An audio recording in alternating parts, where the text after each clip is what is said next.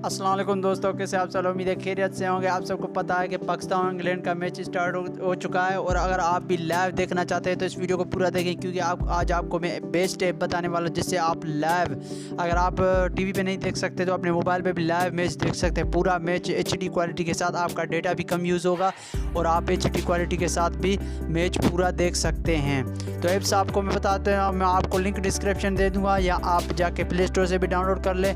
मैं play store में आपको बता देता हूँ कि कौन सा ऐप है। तो आपने प्ले स्टोर ओपन कर लेना है और क्या टाइप करना है वो भी आपको बता दो। आपने लिखना है GTV लाइव लिख देना है तो आपके पास ये लिख के आ जाएगा। तो आप नीचे आना है, जो तीसरे नंबर पे ऐप्स है यही आपने डाउनलोड करना है, ये आपने डाउनलोड करना है। तो यही आपने ओपन इसको हम कर लेते हैं और ये देखते हैं हमारे पास डाउनलोड होता है कि नहीं। आपने यही डाउनलोड करना, मैं भी ये खुद डाउनलोड करता हूँ, ये मैं खुद रिकमेंड करता हूँ।